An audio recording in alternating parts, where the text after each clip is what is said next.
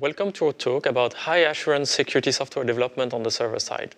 So my name is Charles. I worked in the security R&D team at LinePlus, and with me is Jonas, which worked in the same team but at Line Corporation. Here is the agenda for today's presentation. As a background for this talk, I will first explain why we need such secure service. Taking one of our projects as an example, I will derive the general security architecture we are trying to achieve and detail the components required. One of such components is called the Trusted Execution Environment, also known as TEE, and will be the center of much of this talk. Jonas will then present two different TEE implementations that we try to use for this service. Finally, I will conclude with some practical consideration. First, let me introduce the feature which created the need to develop such high-assurance secure service. As you may know, line messages are end-to-end encrypted using letter-sealing private keys, which are only stored on user devices. This means that without access to the device, nobody can read those messages. This is very positive for user privacy. However, it also means that if you change your device, you cannot decrypt your old messages on your new device. This device migration problem has been the focus over the past few years, and now Line has introduced two different methods of migrating user private keys. You can hear more details about those in tomorrow's session titled Easier and Safer Line Account Transfer at 11 a.m. Today's talk concerns a method allowing users to back up their private keys on Line servers. Of course, if the server stores both encrypted messages and the decryption key, we would lose the end-to-end encryption property. That's why we have to find a method to protect those private keys inside our infrastructure while resisting both external and internal threats.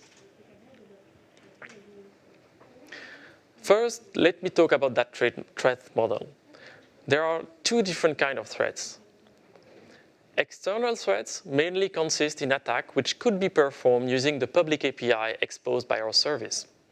Usually, when developing a service, only those external threats are taken into consideration. Internal threats could be anything that can be done with the privilege of an insider. An attacker with privileged access to the infrastructure could have direct access to code, file, and databases, for example. It could also perform something known as a man-in-the-middle attack, allowing him to observe and modify user requests. Lastly, the attacker could also choose to modify the code running on the server and install a backdoor. Such threats are usually not considered when developing a server-side application and are harder to defend against.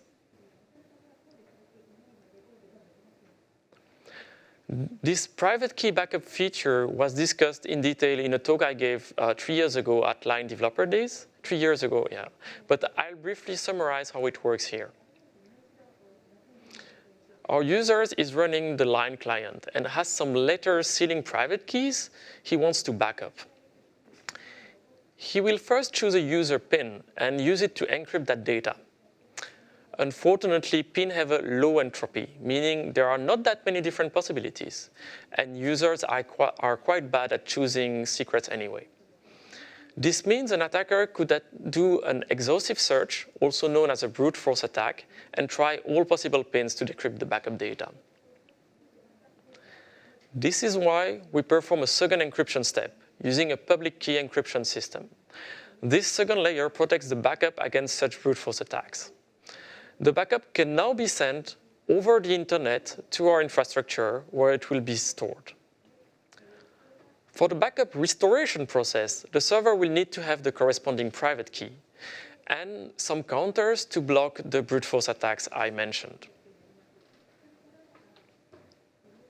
In this diagram, external threats are the ones occurring at the internal level, while internal threats are the ones occurring inside our infrastructure. Because many parts of this infrastructure are exposed to internal threats, we are going to need to protect them using what is known as a trusted execution environment.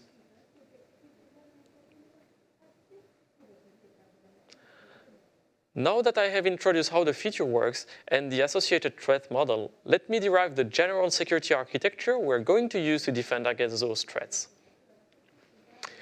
So again, we have our mobile device running our mobile application on the left and a security service on the right. This service will first generate a private key used to authenticate itself with other parties. The client will need the corresponding service certificate, and this certificate could be statically provisioned and shipped with the application, meaning it cannot be changed once provisioned. Now, the secure service can authenticate itself with the application and construct an encrypted channel. This secure channel can pass through as many network equipment and intermediate servers as needed along the way. Unfortunately, as explained before, our secure service and its private key are left unprotected, which is why we're going to introduce a trusted execution environment.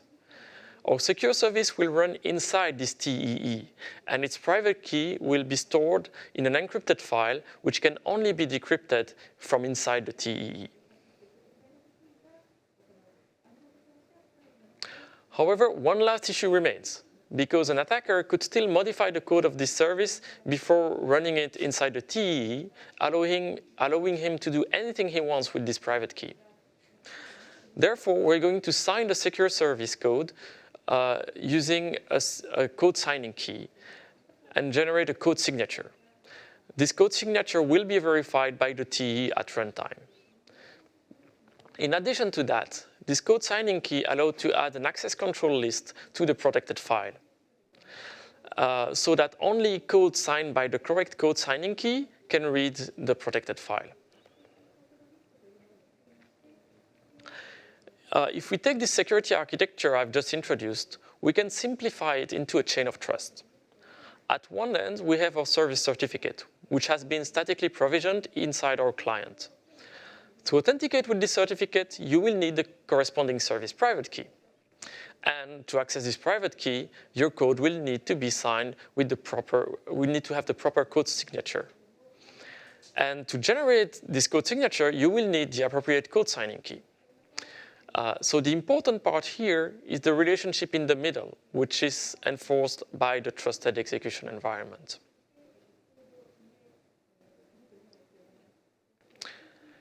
In the end, our code signing key has become the root of trust of our security architecture. This key is the only one that really needs to be protected. But since you only need it at build time to sign the code once, it does not have to be protected as part of the service infrastructure. You can store this key offline and protect it with a high level of physical security if you wish. You could also choose to destroy the key, and then the service can never be modified anymore, and you achieve some kind of security by immutability. So far, I've talked about TEE in a very generic way, without really explaining what they are. TEE rely on special hardware support for cryptographic features. So they use this support to load and execute signed code, while guaranteeing the integrity and confidentiality of the code and its data. TEE is a general concept, and there are many different kinds of implementations. The simplest ones are CPU extensions, such as ARM Trust Zone or Intel SGX. The next level of implementations are dedicated chip. For example, the Apple Secure Enclave on Apple devices or the Google Titan chip on Google devices.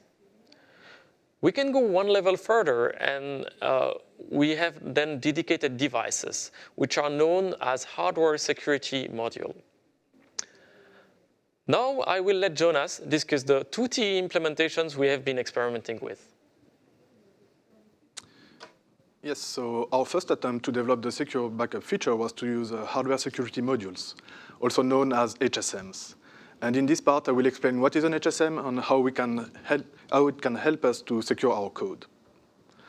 So HSMs are dedicated hardware that are performing cryptographic operations. Their main purpose is to manage and protect cryptographic keys. And concretely, HSM is usually an actual server, but it can also exist in the form of a PCI card or USB dongles, for instance. And also additionally, HSM are usually audited and certified to be compliant with security standards, such as FIPS 140 or common criteria. What is interesting about an HSM is that it is designed with a focus on the security of itself. And of course, it includes the security of the software implementation, and especially the cryptographic code. So this cryptographic code will be resistant to the usual side channel attacks, such as the timing attacks or power analysis attacks. But it will also take into account the physical security of the device. And for that, you might have features such as a sealed case to avoid to open easily the device, or also sensors inside the HSM to avoid probing of the hardware. But you might also have features such as self-erasure of the data contained inside the HSM when a physical attack is detected by the device. And lastly, and this is what is interesting for us, is that an HSM might also provide a trusted execution environment. So I will try to illustrate a bit more how an HSM can be used to protect keys, cryptographic keys, and how we can use it in our case. So at first, what is important to know about an HSM is that cryptographic keys are always manipulated from inside the HSM and are never leaving the hardware itself. So all the operations that are done by application are done through requests that are sent to the HSM, and the result will be returned after that. And also, the HSM will maintain some key usage restrictions with the help of access control lists, so also known as ACLs. And these ACLs are here to describe how a key can be used. So for instance, a key could be used only for encryption, but not decryption. But ACL are also used to describe who can use the key. And so it will be needed to be authenticated to the HSM to be able to use a specific key. And usually this authentication is done through smart cards that are protected by a PIN code or a password, for instance. And lastly, when the HSM provides a TEE, the signed code will be executed directly inside the HSM on its own CPU. So here, for a small example, I will describe how an application can send a request to an HSM to encrypt some data. So at first, the application will send the data it wants to encrypt, as well as a key ID to the HSM. And this key ID is basically an identifier to let the HSM know which key we want to manipulate. So once the HSM receives this request, it will check that the ACL are correct, so that the application is allowed to use the key. And with this key ID, it will then fetch the key actual bytes into the crypto processor, as well as the plain text data. And the crypto processor will perform the actual cryptographic operation, so in this case, the encryption part. And once the computation is finished, it will be returned to the application. And so here we can see that the application was able to get the encryption value of data without ever having the actual bytes of the key. And the key always stayed within the HSM. So during our initial phase of development, while using the HSM, we realized that, unfortunately, they had a high operational cost, and that it was probably not the most appropriate hardware for us to use for our service. The main problem, first problem, was the development complexity. HSMs are not usual type of hardware, so it also means that the development on it is also a bit unusual. For instance, the CPU architecture that we had for our HSM was PowerPC, which is not the most common, and so it means that we had limited tools available for our development. Also, the operating system of the HSM itself, even though it was a Unix kernel, it had very limited APIs, so it was also limiting the service that we could develop on. Also, secondly, the HSM itself had not so good performances regarding general purpose computing. The HSMs are designed to be fast to perform cryptographic operations, but for more generic computation, such as network communication and stuff, the speed was not good enough for us. The second problem is more related to our service. It's that for the secure backup feature, we want to have high availability and high performance. But because of that, it means that we need to be able to deploy a lot of units of HSMs to have good level of service. Unfortunately, the unit price of an HSM is rather high, So that's a limitation on how many devices we can deploy. And also, because of the need of high availability, we need to have spare units available quickly in the case that one of our HSM is failing and needs to be replaced. But our HSM provider was shipping the units from overseas, and to get a replacement unit, it could have taken a few weeks to receive it in our data center, which was not possible in our use case. And the last issue with an HSM is regarding maintenance. Because as I mentioned a bit earlier, HSMs usually require to be authenticated to make operations on them. And this authentication is done through smart cards that needs to be plugged directly, physically on the device. So doing maintenance operations also mean that there is a physical presence required. And not only that, but also depending on the security settings of the HSM, it might be required to have several operators authenticated at the same time on the machine to be sure that there is not one malicious operator that could lower the security of the HSM. And of course, all these people that needs to be present to do the maintenance operations also need to have the specific knowledge required to do such administration tasks on the machine. So for all these reasons, we decided to stop relying on HSMs to develop our service. And when we were considering our other options, we decided to use Intel software-guided extensions, which is also known as SGX. And I will discuss a bit about this technology. So Intel SGX is the proposal by Intel to have trusted computing directly inside the CPU. It is implemented as 18 new assembly instructions. And basically, the security critical code will be signed and isolated in what we call an enclave and be running on the CPU itself. And these enclaves will be totally isolated from other processes running on the CPU. And when I'm talking about other processes, it might be the usual user applications, but also processes that have more higher level of privileges on the CPU, such as drivers or virtual machine hypervisors, but also the kernel itself. And so to explain a bit more visually how Intel SGX is working on a CPU, I will take this small example. So here our use case is a user application that wants to perform some critical code, trusted code inside the SGX enclave. So when the process will load the enclave, the very first step is that the CPU will verify that the signatures of the SGX enclave is valid. If the SGX enclave code has been modified, the signature will be invalid, and then the CPU will refuse to load the SGX enclave. But if this signature is valid, then the CPU will allow creating this secure enclave. And so once it's loaded, the process can jump into the enclave code to perform the secure computation. And after this computation is finished in the SGX environment, it will jump back into the user process. And all this happens in our code as if it was a regular function call. So without any surprise, our application can still access its own data in the RAM and have the read and write access there.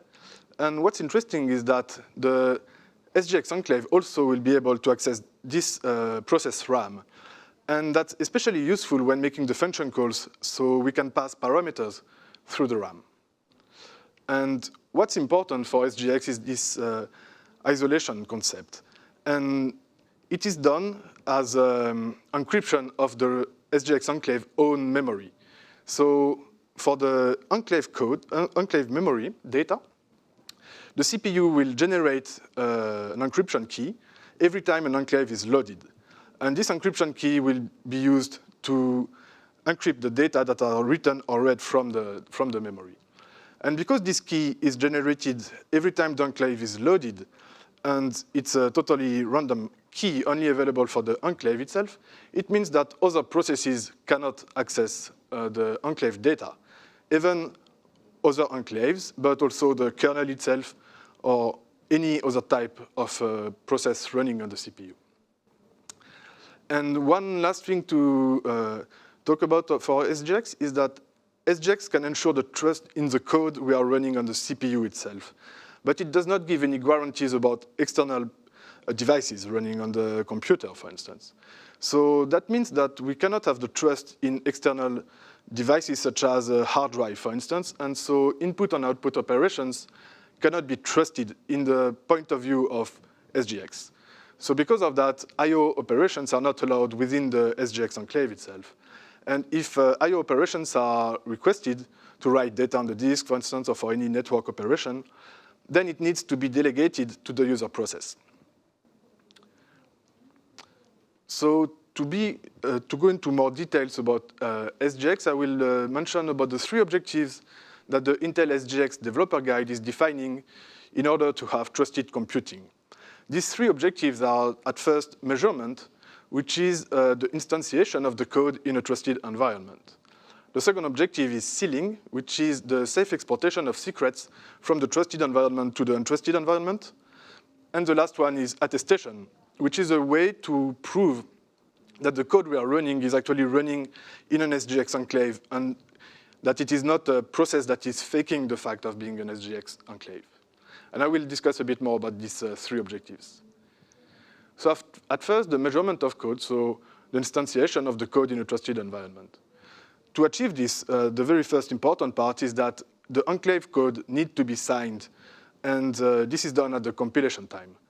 And of course, the signature of the enclave will need to be verified every time an enclave is loaded by the CPU. So any modification of the code will result in an invalid signature, and then the CPU will refuse to load the enclave. But this is not the only point that we need to ensure to have a trust in how the code is running. Because once the enclave is loaded, an attacker could still, for example, jump in the middle of our enclave code and in the middle of a function to skip entire part of our function logic. And that could be used, for instance, to skip some authentication parts. So to avoid this type of scenarios, enclave code can only be accessed at well-defined entry points to ensure that the execution of the flow of the function will be as it was intended. So the second objective of SGX is to provide data sealing, which is a way to safely export secrets from the trusted environment to the untrusted environment. But as I discussed before, SGX only guarantees the authenticity of the code itself, but not its confidentiality, which means that the SGX code is readable by anyone that has access to the binary, and it's really easy to do reverse engineering on the SGX code. So it's not possible to put secrets into the enclave code because it would be able to get retrieved easily. And secondly, even though the enclave's memory is encrypted, this is done with a temporary key that is generated every time an enclave is loaded. So this encryption cannot be used for having persistent storage of the enclave's own memory. But luckily, SGX is providing us a way to do this safe export of data. And this is done through the help of what we call a root sealing key, or RSK. And root sealing key are keys that are provisioned directly into the CPU, that are fused into the silicon. So you can think of it as the key being hard-coded directly into the hardware. And this root sealing key cannot be accessed directly, even by enclaves, even by the kernel. And instead, what is possible is that enclaves can request a key derivation of this root sealing key in order to get their own sealing key. So I will illustrate a bit more the sealing principle through this example. Here we have an enclave that would like to export data, but to protect it as well. So the first step is to request to the CPU to derive the root sealing key in order to get their own sealing key. And so the CPU, to perform this key derivation, will use a few parameters. Among them, the first one will be the enclave signer. The enclave signer is basically the public key that is used to verify the signature of the enclave. And this parameter is very important because it ensures that the output sealing key will be totally dependent on the key that was used to sign the enclave. And so anyone that would have the same code as us, but who signed this enclave with a different key, would result in a different sealing key. The second parameter will be eventually, as it's an optional parameter, it could be the enclave code itself. So If it is included, it ensures that the output ceiling key will be totally dependent on our enclave code, and that only our enclave can obtain the associated ceiling key. If it is optional, it means that any enclave that has been signed with the same enclave signer will have the same sealing key, and that allows to have interoperability of the sealed data. And you might also have some attributes that are also optional and that are decided at the compilation time of the enclave. But additionally, the CPU will also include other parameters into the key derivation. And among them, we find the root sealing key that is fused into the CPU itself. And also, optionally, you can have a SGX password, which is set into the BIOS of the machine. And these two parameters are the secret parts, but also are machine dependent, which means that the output sealing key that we obtain from this key derivation are totally dependent on the machine and cannot be obtained on another machine, even though we are running the same enclave. So after this key derivation, our enclave now have a key, a sealing key that can be used as any regular cryptographic key. So it can be used to perform the encryption of the data we want to secure. And so from this encryption, we will have our sealed data. And now that we have the guarantee that the key that was used to encrypt the data can only be obtained for our specific enclave with a specific signing key, we know that no other process can decrypt our data, as they will not be able to get the same sealing key. So we can safely send this data on the disk through an application that is running on the untrusted environment. So now I will discuss the last property that SGX tries to achieve, which is the code attestation. And code attestation is the probability that the code is running in a trusted environment. And SGX provides two types of attestation. The first one is local attestation, which is an attestation that is done between two enclaves that are running on the same machine. And the second type of attestation is remote attestation. And this one is an attestation between an enclave and a remote third party, which might not be running SGX. And so local attestation, so as I mentioned, is performed between two enclaves running locally on the same machine. And it takes advantage that because these two enclaves are running on the same CPU, on the same machine, they also have the same root sealing key. So this root sealing key will be used to sign challenge response authentication. And then at the end of this authentication, the enclaves can decide to set up a secure channel between the two of them in a way to ensure to have secure communication. And so the second type of attestation, which is the remote attestation, this one is done between an enclave and a remote third party, which is not especially an enclave. And this one is more complex than our local attestation scenario, because in this case, the enclave and the third-party client might not share a secret that could be used to make a challenge response authentication. So this type of attestation requires the help of a service named an attestation service, which is associated with a quoting enclave, basically. So we are delegating our attestation to this attestation service, who will be used to ensure to the client that the code is running on SGX. And this attestation service, there is two options. Either we can use the service that is provided by Intel directly, but it can also be developed by the enclave's developer. And similarly to the local attestation, at the end of this remote attestation process, it's possible to set up a secure channel between the enclave and the third-party client in order to have secret communications. And so this remote attestation is quite interesting in the scenario where you have, for instance, an application that is sending sensitive data to a server, and it would like to have assurance that the sensitive data it's sending is computed in a trusted environment. And that's, for instance, what the signal messaging application is doing for its contact discovery feature. And so that was all for the theory behind Intel SGX, and now I will let Charles finish with the practical consideration of running SGX on an operational environment. So, for the practical considerations. If we go back to the security architecture that I explained at the beginning of this presentation, we can now replace the generic description I made with specific SGX features. So our secure service is now running inside what is called an SGX enclave, and its private key is encrypted inside SGX sealed data. As before, the enclave code is signed with the code signing key. But now, for the mechanism where I mentioned an ACL for the sealed data, well, it's what Jonas described earlier with the sealing key derivation process that ensure that only an enclave signed with the correct signing key can access that sealed data.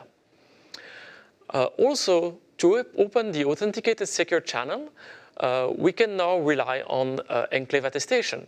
And so if the client has some form of attestation PKI, which depends on which type of attestation you're actually running, you can perform a remote enclave attestation and use that process to derive the authenticated secure channel. Now, I know this looks very complex, and at the end of this, you can wonder if this is really more secure. The answer is yes, and there are two main reasons behind it. The first one is, and is the most important one, is that we are reducing the attack surface. There is a very important concept in security known as Trusted Computing Base, or TCB. And it's defined as the sum of components critical to security. If any of those components fails, the entire security is compromised. Here, the TEEs, such as SGX, allows us to drastically reduce the size of the TCB, because we do not need to trust the operating system or the user applications. A smaller TCB means there is less chance for a vulnerability to happen and less code to audit. The second reason why this is more secure is that we are moving security functions from software into hardware. And generally, hardware is much more expensive to attack compared to software. Unfortunately, reducing the size of the TCB does not mean there is no threat at all. There are three kinds of vulnerabilities we still have to worry about. The first one are hardware vulnerabilities. And there have been recent examples such as Epic leak, which affected Intel SGX, and the Apple SEPROM bug, which affected the Apple Secure Enclave, and there are many more. Another kind of vulnerability that concerns us are cryptographic vulnerabilities. So one of them is, for example, side channel attacks. And another one could simply be insecure protocol design. The last kind of vulnerabilities we're concerned about are memory vulnerabilities. So a classic example are memory leaks, or also you could have some kind of memory corruption leading to what is known as arbitrary code execution. And if you can execute the code you want inside of an enclave, then it's game over. So the truth is that the hardware vulnerabilities and the side channel attacks I talked about depend on the specific choice of TEE. However, all TEE will be affected in one way or another by those kinds of vulnerabilities. So from our point of view, once we've chosen a TEE, all we can do really is to attempt to mitigate those vulnerabilities when they occur. Now, we still have some remaining vulnerability types. And to prevent basically the remaining kind of vulnerabilities, we have to go back to secure development. So cryptographic protocol design flows, they can be mitigated using what is known as formal verification. For example, at Line, we have been using a tool known as ProVerif to perform a verification of some of our protocol design. For memory vulnerabilities, the traditional approach is to do testing and fuzzing.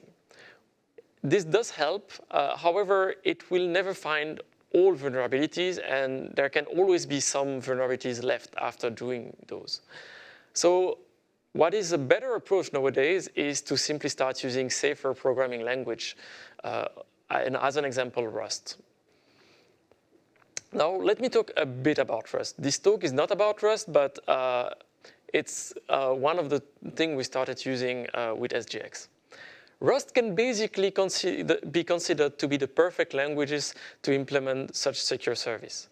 First of all, it's a native language, but like C, but with a much higher level of abstraction. So this means it has a rich type system, allowing to express really complex data models. It also supports advanced generic programming features, which simplified code reusability and interoperability. It also has a modern dependency management system based around modules called crates. Secondly, it was designed with security in mind. I won't go into details, but the compiler can enforce memory safety through a mechanism known as borrow checking. And it can also enforce some level of threat safety through specific traits, which are called marker traits, and mark which data type can be safely sent and shared across threat boundaries. Lastly, it is bare metal, meaning it supports things like inline assembly. So as such, Rust can be as fast as C when needed, but also it can be used to write really low-level code, such as firmware, kernel drivers, or in our case, SGX enclaves. Now let's talk a bit about Rust at Line. We are currently only using it on the server application side in production. But the experience has been great because Rust has an excellent ecosystem of crates for service development. We started using it internally for SGX Enclave, but it's not yet running into production. While the official toolchain made by Intel is written in C, there are also non-official Rust toolchain available, such as Apache Tclave or Photanix EDP. However, you don't have to use those. If you want to make your own, it's quite easy because Rust can output binary object files which have a C-compatible API through a foreign function interface. And if that Rust code was built with the no-std option, so without the standard library, then it can be directly linked with the Intel SDK. So now let me go into a summary of the points we really wanted to share with you today. The first one is that higher security assurance can be achieved on the server side. Traditionally, as I've explained, people are only concerned with external threats. But using a TEE, you can actually help prevent insider threats as well. Because that TEE can help protect both the data and the code. As we've talked about, there are multiple TEE implementations available. And roughly, they can allow to achieve a similar security architecture. So the actual choice you can make about which TEE to use will only depend on cost, performance, and in some cases, regulations. Now, even if you use a TEE for your secure service development, it doesn't mean you have perfect security because, as I've explained, the TEE trusted computing base is still a target. So that's why we strongly believe that you should use safer programming languages such as Rust. So thank you for listening to our presentation today, and I will end here. ウバインさん、ルジュンさん。 Thank you very much, Mr. Hubain and Mr. Lujun. We would like to have this deeper dive by the interviewer. We would like to incorporate some of the questions from the audience. If you have any question, please post your question from the right bottom of the screen where the question mark appears. And Mr. Kento Matsui of Yahoo Japan is the interviewer. Thank you. Hello. Okay, Mr. Matsui, maybe you can briefly introduce yourself. Yes, at Yahoo Japan. Encryption management and authentication system are what I am engaged in developing. And Yahoo overall, security improvement, especially cybersecurity framework being used is what we are planning. And so I am covering that area as well. It's a pleasure to see you. Thank you. Okay, so Mr. Matsui, without further ado, you've listened to the session. Is there any things that you would like to ask?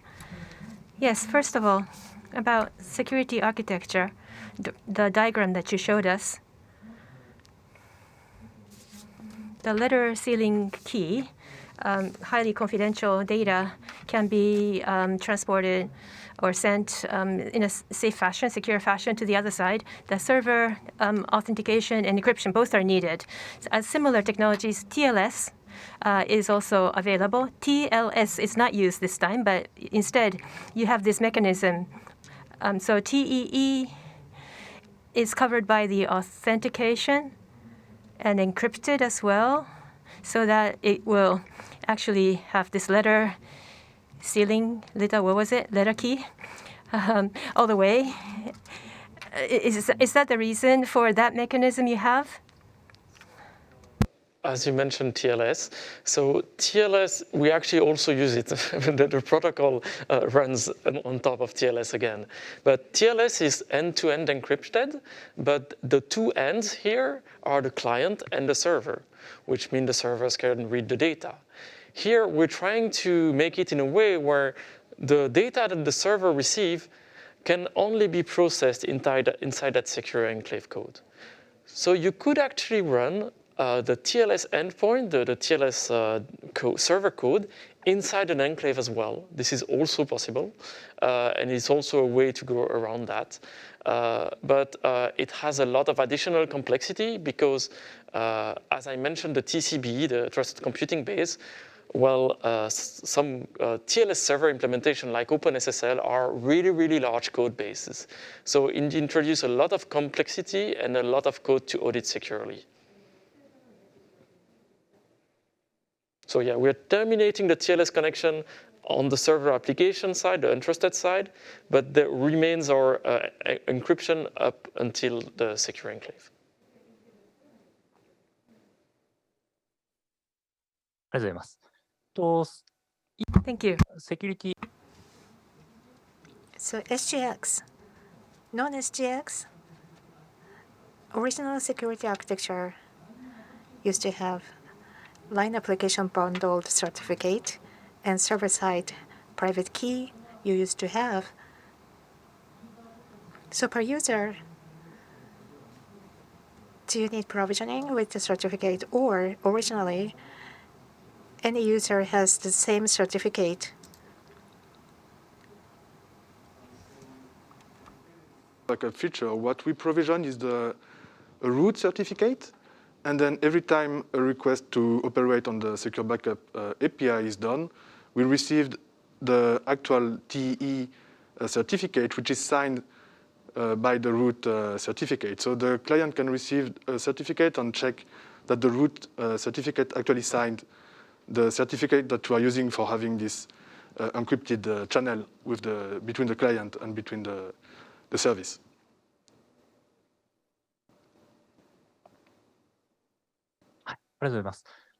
Okay, thank you.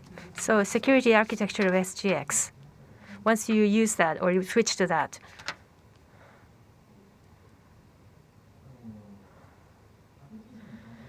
application bundled certificate, I think attestation PKI, I think that's a certificate that is actually placed. And on the SGX side, service side private key is encrypted by the sealing key, I think. And so service private key that we're talking about here, is that different per machine? Is it different from machine to machine? Or service private key, are they shared across machines? Is it the same or not? So this is a point we haven't covered. It's actually quite complex. So we wanted to talk more about that, but we didn't have the time. So there are multiple architecture you could choose depending on what is better for you. So you can share the same key between enclave, but then you end up with a problem, which is how to share those sealed data between machines, because the sealed data is specific to a specific CPU and motherboard, and so cannot be read on another server. So you need to implement some mutual authentication between two enclaves running on two different machines, and that's where remote attestation can help, and share that data between machines. So that's one way. Another way is to provision different keys on different machines, and then sign those with your root certificate so that they all have a different leaf certificate for the different machines. But the client code, which has the statically provisioned root certificate, will recognize all those leaf certificates.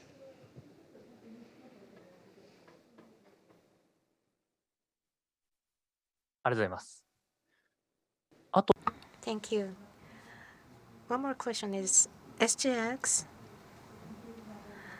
parameter to be fed to enclave signer's public key you were mentioning. This signing key, even if it's not leaked, but this public key, if it's falsified, the falsified code can be executed. Isn't it possible? That's my concern. So this integrity of the public key, how do you guarantee that? So the public key is included in the enclave code when it's at the compilation time, and the CPU check that the public key is the one that can verify the signature. So for the binary itself, that's how we are protecting the public key, because if we change this public key, the signature is invalid and the enclave is not loaded. And so what we need to protect is the private key that is used to make the signature of the enclave. And of course, this is the very sensitive key, because if you have access to this private key, you can sign any code, and from any code, you can derive the same sealing key that is protecting the service. And this is where HSMs actually are very good at. They are designed to protect keys. And in our case, we are protecting our signature key for signing SGX code into an HSM. And to be able to sign code, you need to authenticate on the HSM physically using a smart card with a passcode. And you can have many more security features like multiple smart cards, so that you can require, like, for example, 3 out of 5 smart cards to be used. So like 5 people could have the smart card, and you need 3 of those people present to sign the code. So the idea here is you can still have some level of issue, but there need to be a wide trust inside the company to be able to sign the code. If the signature is falsified, as you mentioned, signed with a different key, the code can run on the server, there's no issue. But when it's going to attempt to read the sealed data, it's going to derive a different sealing key. And so it's going to fail to decrypt that data. So the code can run, but cannot access the same data.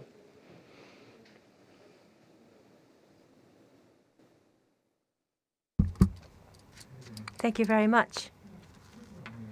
One thing, there's a question from an audience. I'd like to ask that question on his behalf. ARM Trust Zone and Apple Silicon, Intel SGX is used. Why did you use SGX over those other possibilities? The good question, the good answer is we wish we would have the opportunity to use ARM Trust Zone on the server side. But currently, I've looked into options, but I do not know of any ARM server CPU manufacturer that also gives you access to the trust zone. Because for the ARM Trust Zone, what happens is that the code signature verification key certificate is actually burned into the CPU fuses. And so you need the manufacturer collaboration to get to run code onto the trust zone. So it can be a bit complex. And I'm not aware of any manufacturer that advertise that possibility. But as I mentioned, every TEE can achieve the same kind of security architecture. So in the future, if an ARM manufacturer would release, offer such services, we would be very interested to take a look at it as well.